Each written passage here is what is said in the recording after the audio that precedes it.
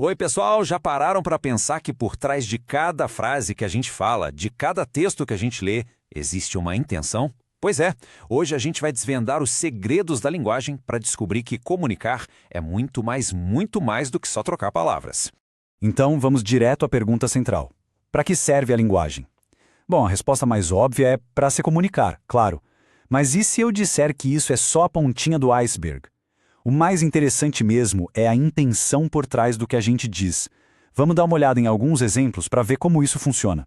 Olha só, às vezes a linguagem não quer informar nada, ela quer fazer a gente sentir. Nesse trecho de poema, o objetivo não é descrever o clima, é criar uma imagem, uma sensação. Não importa o que significa literalmente, mas sim o que desperta na gente ao ler. Agora, no outro extremo, a linguagem pode ser uma ferramenta de persuasão. Aqui, a intenção é claríssima, fazer a outra pessoa agir. É um comando, um apelo direto, sem nenhum rodeio. E claro, a linguagem também serve para apresentar o mundo como ele é. Diferente do poema, que mexe com a emoção, e do anúncio, que pede uma ação, aqui o objetivo é um só: informar. Sem emoção, sem apelo, só os fatos. Poesia, propaganda, notícia, são intenções bem diferentes, né? Mas como a gente consegue identificar cada uma? Para entender o porquê de cada mensagem, a gente precisa primeiro olhar para o como ela é construída. Porque, no fundo, todo ato de comunicação parte das mesmas peças fundamentais. E para entender essas diferentes intenções, primeiro a gente precisa conhecer as peças desse quebra-cabeça. Vamos dar uma olhada na anatomia de qualquer ato de comunicação.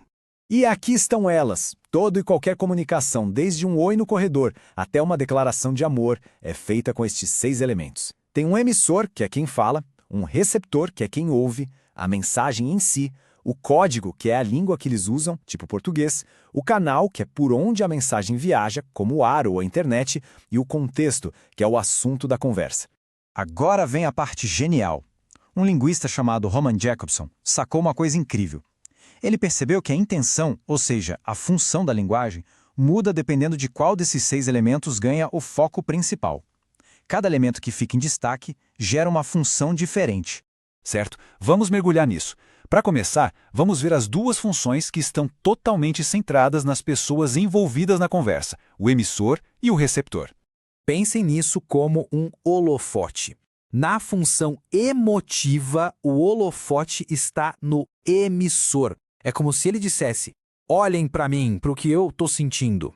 Já na função conativa, o holofote vira para o receptor. Ei, você aí, presta atenção, faz isso aqui. Isso aqui é um exemplo perfeito da função emotiva. A mensagem é toda sobre o eu, sobre o estado de espírito de quem fala. Notem o uso da primeira pessoa, a intensidade da expressão, o foco é total no emissor.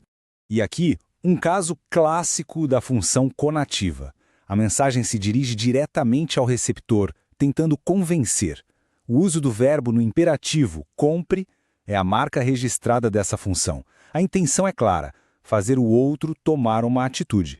Ok, agora vamos tirar o foco das pessoas e colocar ele na própria mensagem e no assunto do qual ela trata.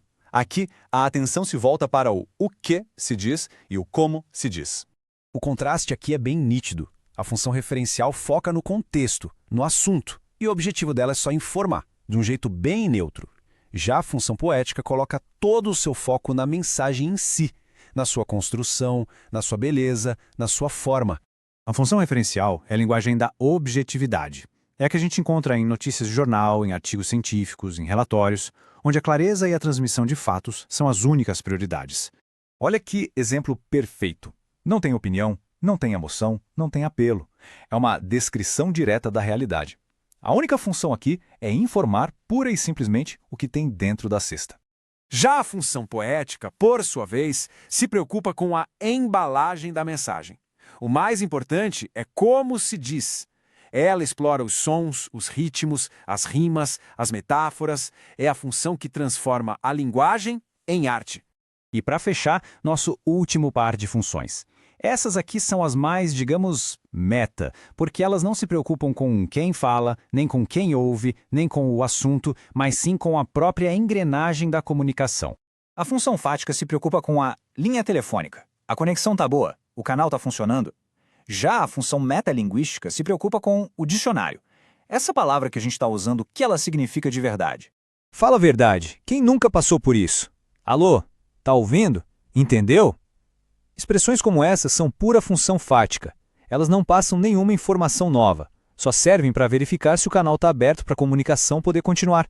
E esse é o exemplo máximo de metalinguagem. Um dicionário usa palavras, ou seja, o código, para explicar o significado de outra palavra. É a linguagem se olhando no espelho. E aí vem a grande sacada, o que a gente está fazendo neste exato momento, usando a linguagem para explicar como a própria linguagem funciona. É pura metalinguagem. Mas na vida real, será que a gente encontra essas funções assim tão purinhas e separadas? A resposta é quase nunca. Vamos ver como elas aparecem de verdade no nosso dia a dia. Na prática, as mensagens são sempre um misto. Um poema que usa a função poética também está carregado de função emotiva. Uma propaganda, que é essencialmente conativa, pode usar recursos da função poética para se tornar mais legal, mais cativante. O segredo é sempre identificar qual função é a dominante, qual é a principal intenção por trás daquela mensagem. E agora fica a pergunta. Da próxima vez que aparecer uma propaganda, um poema, ou até mesmo numa conversa qualquer, qual vai ser a primeira intenção que vai saltar aos olhos? O jogo de decodificar o mundo ao nosso redor acabou de ficar muito mais interessante.